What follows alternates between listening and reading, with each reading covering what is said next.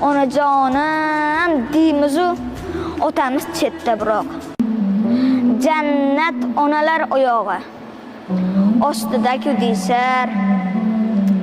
Jannatni istaganlar onasini rozi qilar.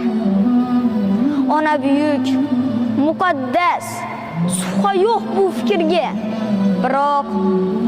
Biroq otamiz ham bor, ular ham jannat. Ona deymiz-u otamiz qoladi yolg'iz. Ular bo'lmaganida bo'lmasdi-ku o'g'il qiz. Bu ko'rkam zamonlarda ayol aziz mukannam, erkaklarga so'z qolmas, go'yo emas-ku odam. Otalarning hurmati o'z joyiga qo'ymaymiz, lekin onamiz ko'nglini har soniyada o'ylaymiz. Telefonga qaraylik. Qachon qildik qo'ng'iroq? Onajonim deymiz-u otamiz chetda biroq. Lekin shunda ham bizni teng ko'radi otamiz. Lekin mehri teng emas, ona butul hammamiz. Bolalikda, so'xlikda biz uchun bor bo'lgan.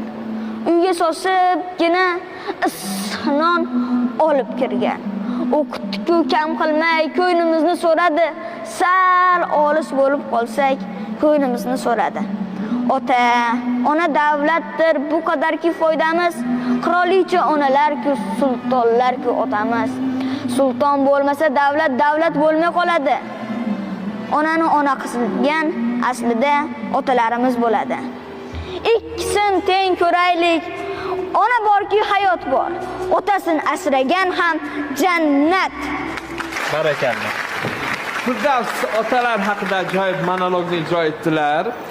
Firdavs, hech qachon bo'sh kelmang va sizga sovg'alarimizni topshiramiz. Marhamat.